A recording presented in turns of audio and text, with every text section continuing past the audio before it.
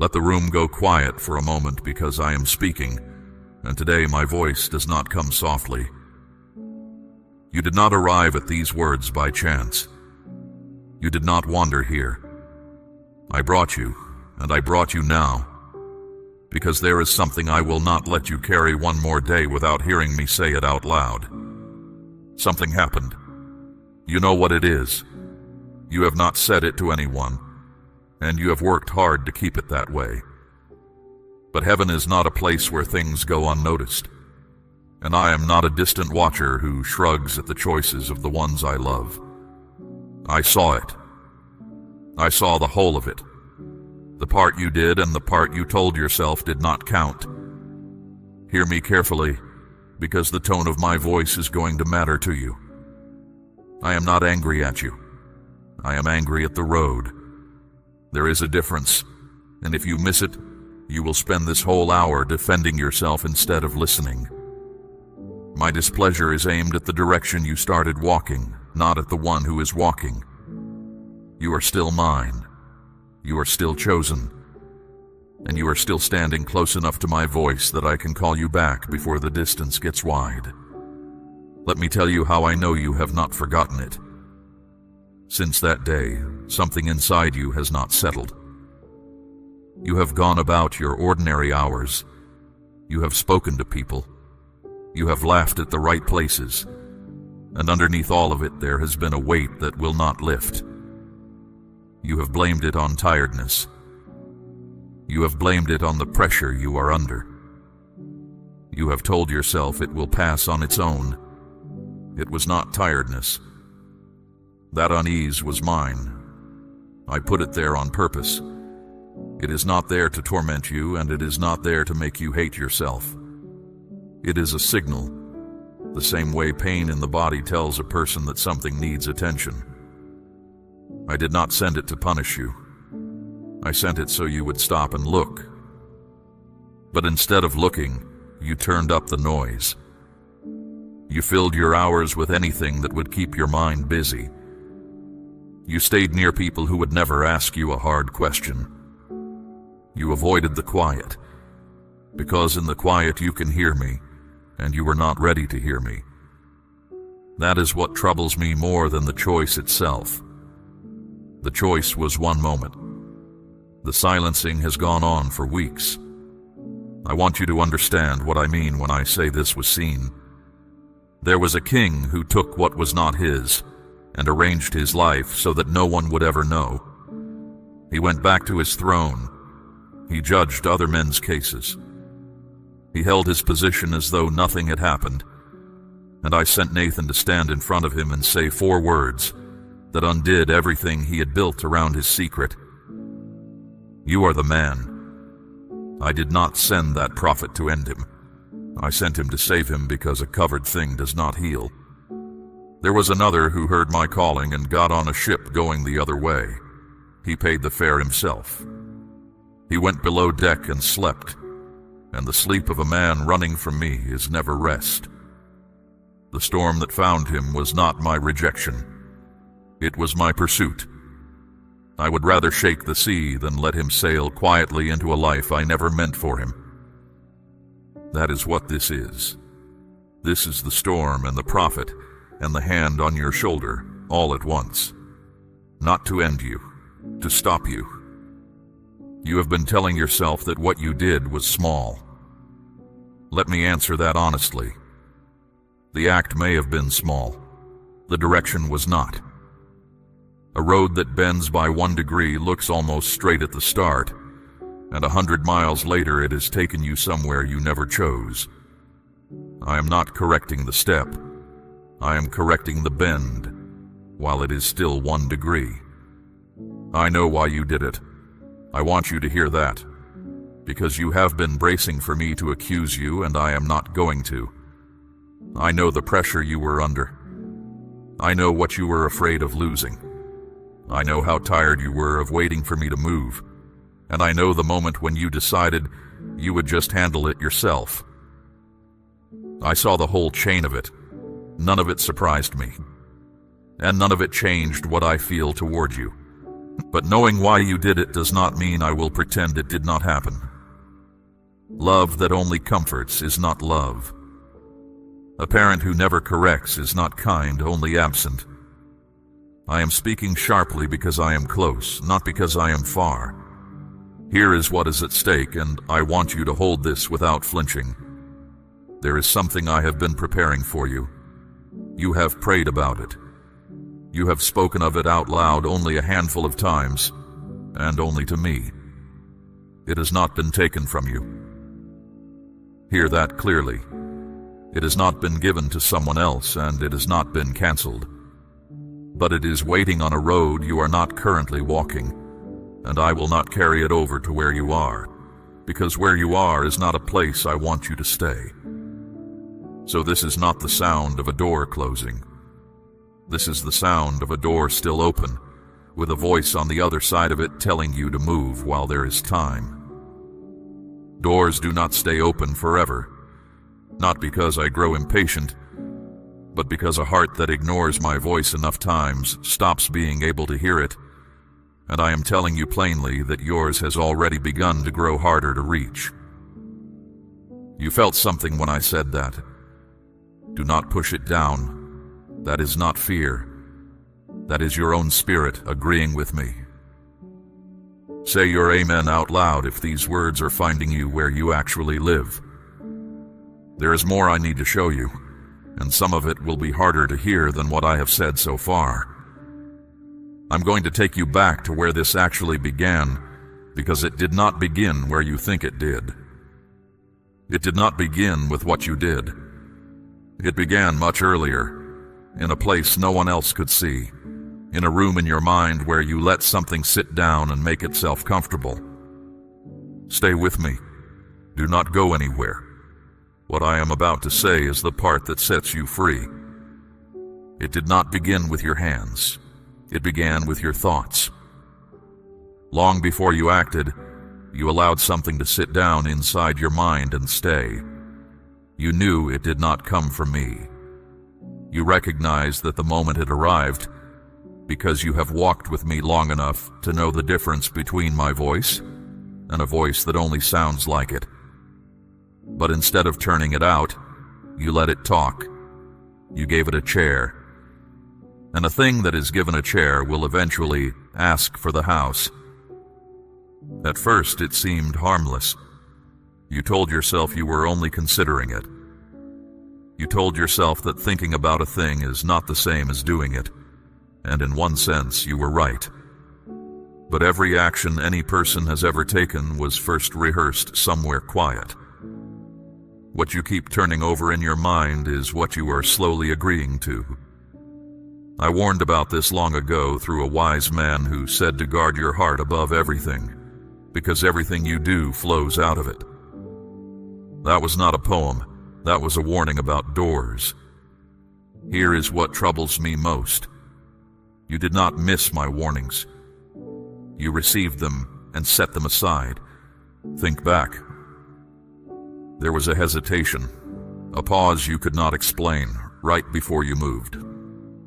Something in you slowed down and said, wait, and you could not point to a reason, so you decided there was not one. That pause was me. I did not shout at you because I do not need to shout to be heard by someone who is listening. I spoke the way I spoke to Elijah in the cave, after the wind and the earthquake and the fire had all passed by. Not in the roar, in the low, quiet voice that only reaches a person who has gone still. You were not still, so you pushed past it. Then there was a second time. A conversation you should have ended and did not. A place you should not have gone back to. A message you should have left unanswered. Each time the pause came, it came a little fainter, because a signal ignored grows quieter. That is not me withdrawing. That is what happens to any sense that is not used. The eye adjusts to dim light and forgets what bright looked like. Your spirit did the same thing, and that is how a person who once flinched at something ends up shrugging at it. I am not telling you this to shame you. Shame is not correction. Shame tells you that you are the problem, and it leaves you sitting in the dirt too heavy to stand. Correction tells you that your direction is the problem, and it puts a hand under your arm and lifts. Regret can teach you. Shame will only trap you. One will move you forward. The other will keep you exactly where you are while pretending to be holiness. Do not confuse them, and do not let anything convince you that staying low is the same as being sorry. Now let me say something that goes deeper than the act itself, because if I only correct the surface, the same thing will come back wearing a different face. What happened was not only disobedience, it was distrust.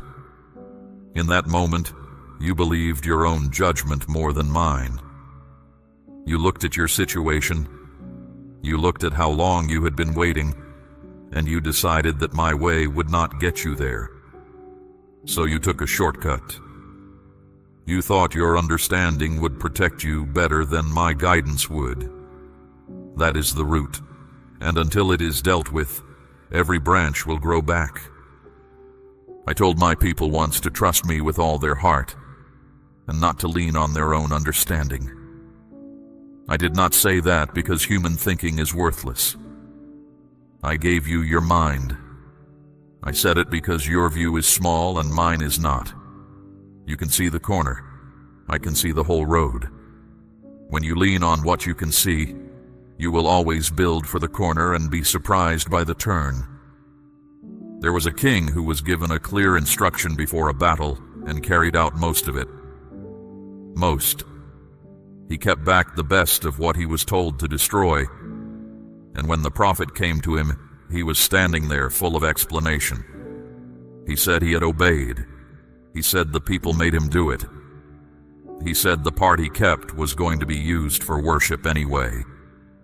And he was told the thing I want you to hear now. Obedience matters more to me than offering. Partial obedience is not obedience. It is negotiation. You have been negotiating with me, not out loud, but in the small print of your choices. You have been keeping back a portion and calling the rest surrender. If you are ready to stop hiding, let me hear you say it. Amen. I am not asking you for perfection. Hear me. I have never asked any person for perfection, and I did not start with you. What I am asking for is honesty. Bring it into the open. Say it plainly without softening the edges, without the version you have practiced where it sounds smaller than it was. A thing that stays hidden keeps its power. A thing brought into the light loses it. That is not a punishment. That is how healing has always worked. And when you bring it, you will not find what you are expecting. You have been imagining a courtroom. You have been rehearsing your defense. But the father in the story did not wait at the gate with a list. He saw his child while that child was still a long way off, and he ran. The son had a speech prepared and never got to finish it. That is what is waiting for you, and it has been waiting the entire time you have been hiding. There is mercy here, not because you have earned it back, and not because enough time has passed, because of who I am toward you. But mercy that is offered and not taken does nothing, and I am telling you that the time to take it is now, while your heart is soft and your mind is awake. Delay does not keep the offer warm. Delay only makes the same step harder to take tomorrow than it is today. So do not harden yourself against this. Do not tell yourself I must be speaking to someone else. You knew this was for you before I was 3 sentences in. Now that you have turned, there is work to do, and I will not pretend otherwise. Turning back to me is the beginning, not the whole of it. A person can be sorry and still be standing in the same room that made them sorry. Repentance is not only a feeling in the chest, it is a change of address. It means you stop returning to the place where the thing happened, and you stop keeping company with what caused it, and you do that even when it costs you something. There is something in your life right now that has to be released. You know exactly what I am naming. It might be a habit that has quietly become a comfort. It might be a way of thinking about yourself that you have carried so long you mistake it for truth. It might be a connection with someone who has never once pushed you toward what is good. You have felt the pull to let it go before, more than once. And each time you found a reason to keep it a little longer. That hesitation is the delay you have been praying against. You have been asking me to open something new while your hands are still full. I do not force my provision into a space that is already occupied. I will not overwrite what you are choosing. You must decide what stays and what goes, and until you do, the room stays as it is. My child, I am asking you to place a portion of what you have, something of real weight, upon the altar of this work, as gold laid on the scales of this calling. Let it be a seed sown into deep water, an offering set on stone, not held back in fear. This is proof that your trust rests in my hand to provide, and that your heart no longer clings to lack. What you release in faith does not leave your life. It moves ahead of you, into the harvest I am preparing. Letting go has always been the hard part, and I have never asked anyone to do it without going before them. A widow in a time of famine had enough flour for one last meal, and I asked her for it first. That sounds cruel until you see what happened next, because the jar she emptied never ran dry again as long as the drought lasted. She did not lose her last meal. She traded it for a supply she could not have arranged for herself. That is what release looks like in my hands. And when you set something down for me, you must set it down completely. Half a letting go is not a letting go. There were people I led out of slavery who spent the whole journey talking about the food they had left behind. They walked toward freedom with their hearts still facing backward, and that is why a journey of days took them years. Do not do that. Do not release the thing and then keep visiting it in your mind. I want you to understand what boundaries actually are, because you have been treating them as though they are punishment. A boundary is not me taking something from you. A boundary is a wall built around something worth protecting. There are conversations you should not enter. There are rooms you should not walk into, even for a good reason, even for a short while. There are people whose company you have to limit, not because they are worthless, but because of who you become when you are with them. You have known this for a long time. You ignored it because saying no felt harder in the moment than saying yes. Let me correct one more idea you have been living by. You have been trying to hold your ground by sheer effort. You grit your teeth and decide you will simply be stronger next time. And it works for a while until you are tired or lonely or under pressure, and then it does not work at all. Willpower is a rope that holds until the weight increases. You were never meant to hang from it. Strength that lasts does not come from deciding harder. It comes from staying near me. A branch does not produce fruit by straining. It produces fruit by remaining attached. The moment it is cut off, it may look green for a day or two, but the outcome is already settled. You have been trying to bear fruit while quietly detaching, and then wondering why everything felt so heavy. So come close again and be deliberate about it. This does not happen by accident, and it does not happen because you meant to. Make room in your day where there is nothing else, and let it be quiet. Speak to me without editing yourself. Tell me the ugly part first. You are not informing me of anything I do not already know, and you are not risking my affection. What you are doing is agreeing with me about your own life, and that agreement is where clarity begins to return. And listen for correction as well as comfort. Many come to me only for the soft word, and when I say something firm, they decide it must not have been me. I am both. I am the one who binds up wounds, and I am the one who says, "Do not go back there." If you only receive half of my voice, you will only ever get half of my guidance, and half of my guidance will not keep you. Watch what you allow into your mind and where you spend your time, because those two things are shaping you whether you notice or not. Nothing that fills your attention is neutral. Everything either feeds your spirit or drains it, and the drain is always slow enough to be deniable. That is why you must be honest with yourself about what your ordinary days are actually made of. You're not being asked to become a different person. You're being called back to the one you already are underneath all of this. That person was never lost. Buried, yes. Covered by choices and distractions and the slow work of pressure. But not lost. And as each layer comes off, you're going to recognize yourself again. And the relief of that will surprise you. It has already started. Something is loosening in you even as these words reach you. A weight you had stopped noticing because you had carried it so long. Do not question it. Let it go. Now I want to show you something you have not been able to see, because you have been fighting on one level, while the real trouble was on another. You have wondered why it has been so hard. Not the ordinary difficulty that belongs to every life, but the strange kind. The way a door would open just far enough for you to hope, and then close. The way the one person who could have helped you changed their mind for no reason they could name.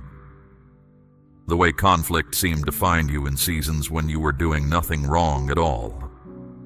You began to suspect it was you. You started to think you must be doing something to deserve it. You were not. There has been resistance against you, and it did not come because you were small. It came because of what you carry. Nothing in the dark bothers to fight a life that poses no threat to it. It does not waste effort on the harmless. Opposition is a measurement, and you have been reading yours backward. Every time you were slowed down, discouraged, worn out by 100 small frustrations that added up to a wall, you concluded that you must be unfit for this. The truth is the opposite.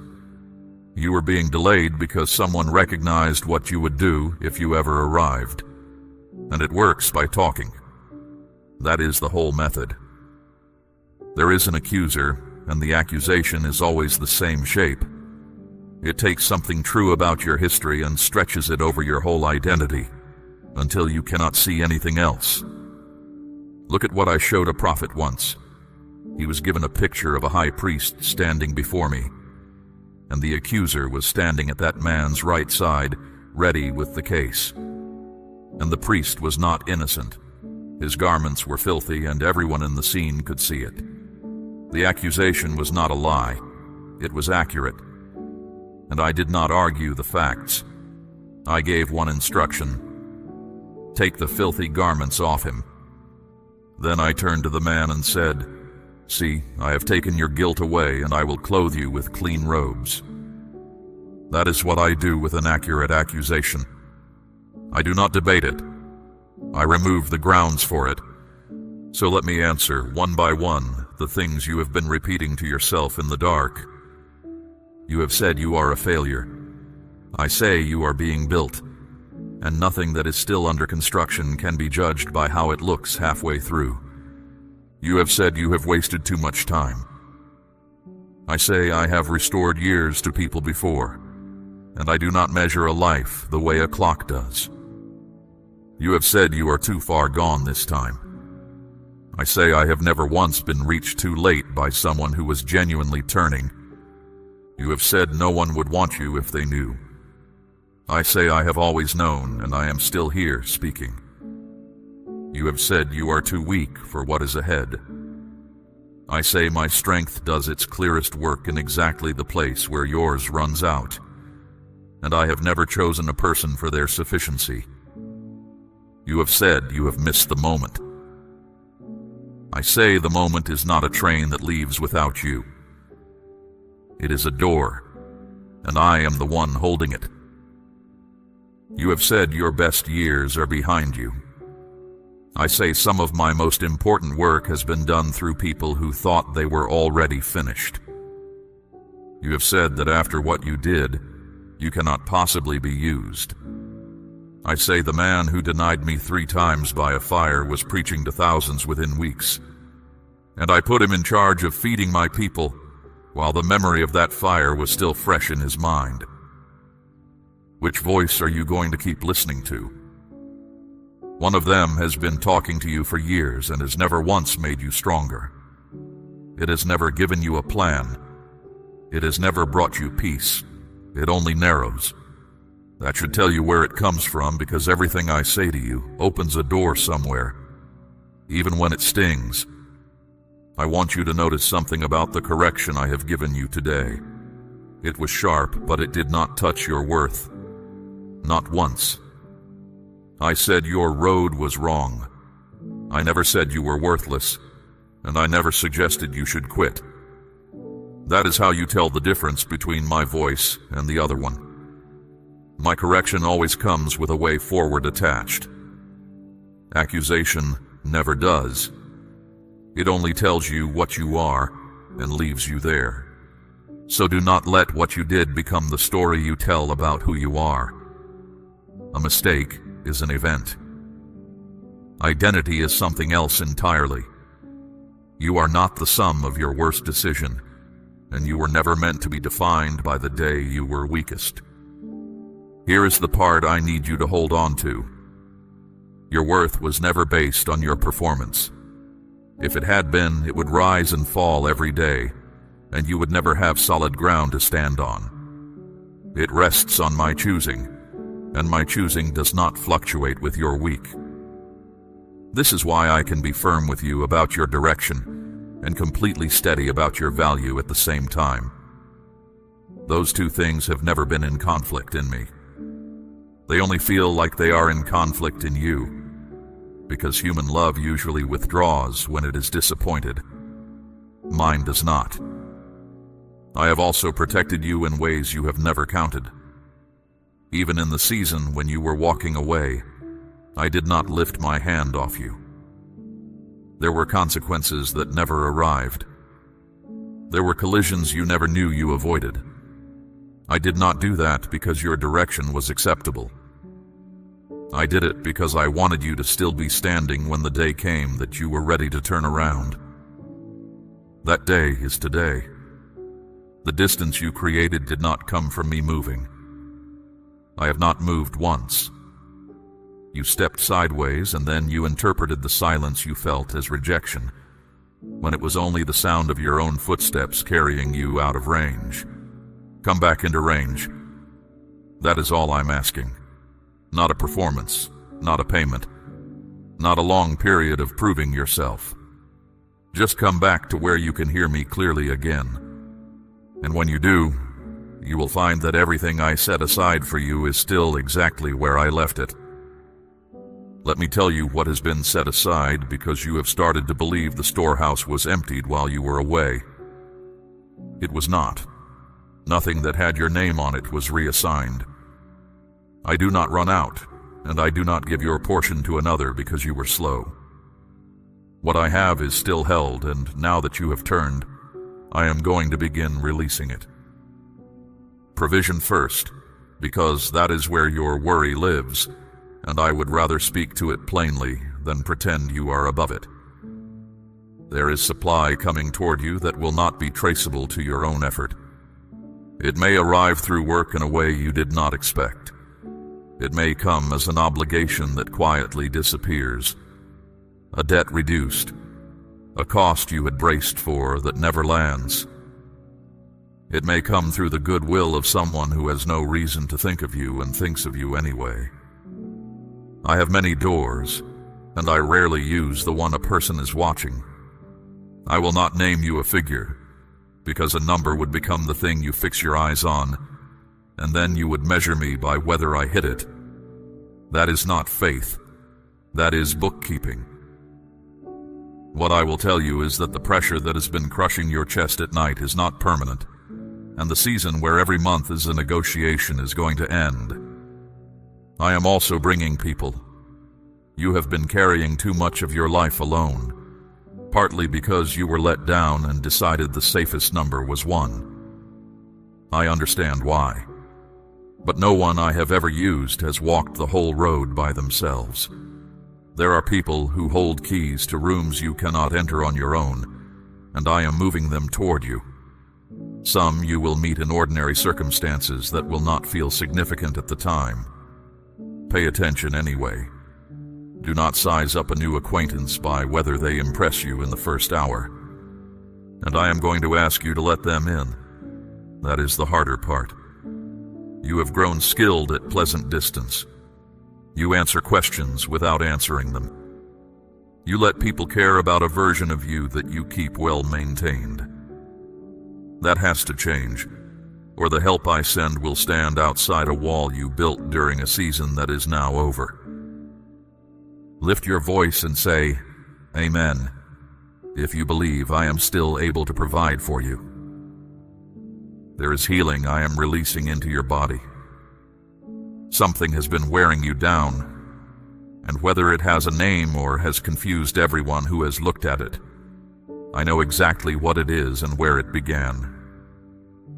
I am putting my hand on it. Strength is going to return to you in the ordinary way, in mornings that are easier than the ones before, in a body that stops arguing with you at every step. Do not despise a recovery that comes gradually. A slow healing is still a healing, and I have often chosen the slower road so that a person would still be leaning on me at the end of it. And there is repair coming in what has been broken between you and others. Some of the people you love are further away than they should be, and you have carried that quietly. You have replayed the conversation that ended it. You have written responses you never sent. I'm going to move on some of those relationships. Someone is going to come back, and the return will not be dramatic. It will be small and awkward and honest, and it will begin with a few words that cost them something to say. Not all of them. I want to be truthful with you rather than comfortable. Some connections were not meant to be rebuilt, and part of your peace will be accepting that. There are people who left because they were finished with the assignment they had in your life, and chasing them has cost you energy you needed elsewhere. But the ones that are meant to be restored will be, and you will know the difference by whether the reconciliation makes you stronger or only makes you smaller again. For the ones you love who are far from me, hear this clearly. I have not stopped working simply because you cannot see the work. You have prayed for them for years and watched nothing change, and you have quietly begun to wonder whether those prayers went anywhere at all. They did. Every one of them is in front of me, and I am moving in places you are not allowed to watch. Keep carrying them. Do not go silent on their behalf just because the silence discouraged you. Now here is what all of this depends on, and I am not going to soften it. None of this is automatic. I have said before that heaven has done its part, and that is true. But there is a part that belongs to you, and it is not passive. Provision that is prepared still has to be picked up. A door that is unlocked still has to be pushed. I have watched people pray for years for something that was sitting within arm's reach, because they were waiting to be carried into a room they had already been given the key to. Look at how it has always worked. Abraham was told to go before he was told where. Moses was told to lift his hand over the water while the water was still solid in front of him, with an army closing behind. Peter got out of the boat before the surface held him, not after. In every case, the step came first, and the ground came second. That order has never changed, and it will not change for you. So when I begin to move, you must move with me. When the opportunity comes that is slightly too large for you, do not stall until you feel qualified. You will not feel qualified. That feeling arrives long after the obedience does, if it arrives at all. When the conversation comes that you have been avoiding, have it. When you sense me saying go, do not wait for a second confirmation that I have already given you 3 times. You have been asking me for change. I am telling you that change requires you to change. You cannot hold on to everything that pulled you off course and expect the road ahead to look different. That is not how any of this works, and I would be lying to you if I said otherwise. But if you will move, I will meet you. I always have. Now let me teach you how to stay here, because coming back is one thing and remaining is another. You will be tested, not because I enjoy testing you, but because anything that has not been tested is only a good intention. Within days, something is going to present itself that looks very much like what you just walked away from. It will arrive dressed differently. It will come at a moment when you are tired, and tiredness is where most people lose ground. That will not mean you have failed. It will mean you have arrived at the place where the choice becomes real. In that moment, remember how it felt to be out of step with me. Do not reason with it. Do not weigh it. The mistake most people make is believing they can examine a temptation safely, as though looking is a neutral act. It is not. The one who ran from that trouble in Egypt did not stay to explain himself. He left his coat behind and got out of the room. Sometimes wisdom looks like a conversation. Sometimes it looks like leaving quickly and not being embarrassed about it. Learn to catch the drift early. It never announces itself. It begins with a slight change in where your attention goes. A small compromise you would have refused a year ago. A quiet decision to skip the moment you usually spend with me because the day was full. None of those are dramatic. That is precisely why they work. A ship does not sink from one great wave as often as it sinks from a leak nobody bothered to name. So watch your thoughts more closely than you have been. Not with fear, and not by turning your mind into a courtroom where you interrogate yourself all day. That is exhausting, and it is not what I mean. I mean, notice what arrives, and deal with it while it is still small. A thought turned away in the first minute costs almost nothing. The same thought turned away after 6 months of hospitality will cost you something real. Be honest about your emotions too. Your feelings are not your enemy. I gave them to you and they carry information, but they are not reliable guides because they change faster than the truth does. If you decide based on how you feel, your direction will change with your sleep and your circumstances and who you spoke to last. Anchor yourself in what is true and let your feelings follow. They will eventually. They usually arrive late. And filter the voices around you. Some who speak into your life mean well and simply do not understand what I have asked of you. Their advice will be kind, sincere, and wrong for your road. Others do not have your good in mind at all, though they would never say so. Not every voice has earned your attention. Measure what you hear against what you know of me, and let the rest pass by without needing to argue with it. Some will not understand the changes you are making. Expect that.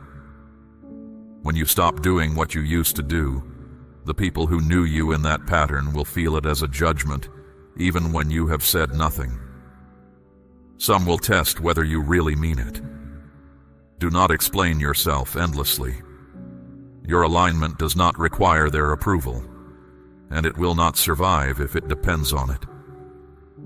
Guard your focus as well, because distraction is the quietest thief you will ever meet. It does not take anything from you in one motion. It takes your hours in small pieces, and at the end of a year you cannot account for where they went. Not everything that demands your attention has any right to it. You are allowed to let things pass without responding to them, and you will need that freedom more than you think. And when pressure comes to decide something quickly, remember that you are not required to answer immediately. Very little that is truly for me needs a decision in the next 10 seconds. Urgency that will not survive a pause is usually not urgency at all. Take the pause. It has already saved you more than once. Now, about patience, because this is where you have struggled most.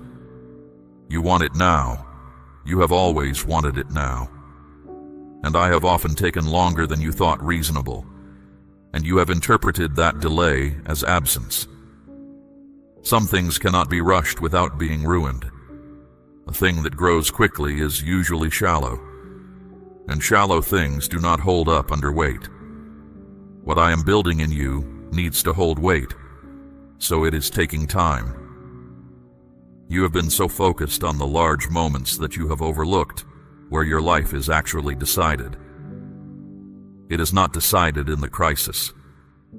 It is decided in 100 ordinary choices that nobody sees. Who you are when the room is empty is who you actually are. What you do when there is no one to notice and no consequence for slipping, that is the real measurement, and I am the only one taking it. Trust is built the same way, not in one grand act of faithfulness, but by being the same person on the 40th day that you were on the first. That is what I am developing in you now, and it is why I am not in a hurry. I am preparing you to be trusted with more, and more requires steadiness, not enthusiasm.